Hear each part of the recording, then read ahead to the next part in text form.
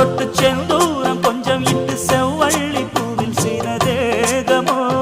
மலையோடு தோள்கள் வாங்கி மதையானை தேகம் வாங்கி பொலிவான தோற்றம் உண்டன் தோற்றமோ